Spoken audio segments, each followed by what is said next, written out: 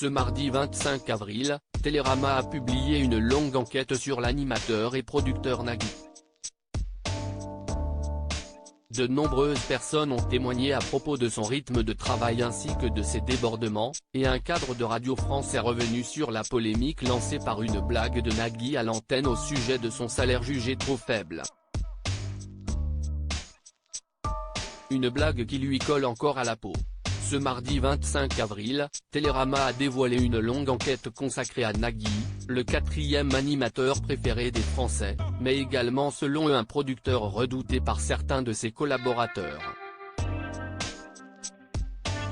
Ils sont également revenus sur la revente de sa société de production Abanijay, connue pour les émissions Koh-Lanta, Touche pas à mon poste, en échange d'actions en 2008, qui lui aurait rapporté la coquette somme de 20 millions d'euros.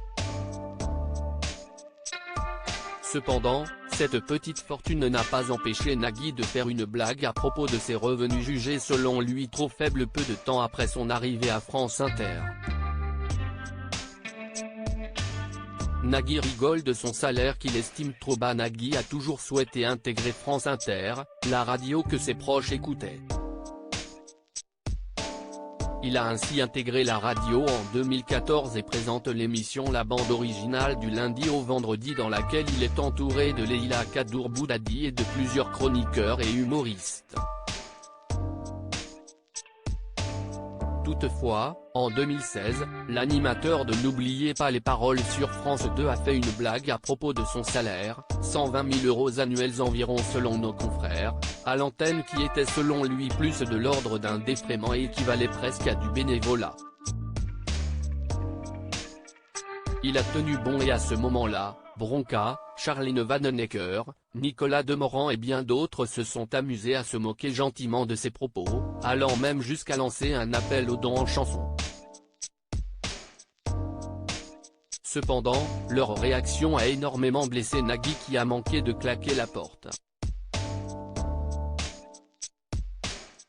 C'était une blague de gosse, a alors confié un membre de l'équipe à Télérama. Selon un cadre de Radio France, cette séquence, c'était une façon méprisante de lui dire qu'il ne faisait pas partie de la famille et du clan Intello.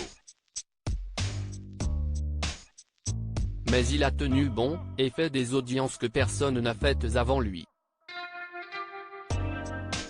En effet, la bande originale est suivie par plus de 8 millions d'auditeurs faisant de l'émission la plus écoutée, après la matinale et le 18-20e. À lire aussi je trouve ça touchant, Nagui impressionné dans N'oubliez pas les paroles par la technique de la maestro pour ne pas faire d'erreur.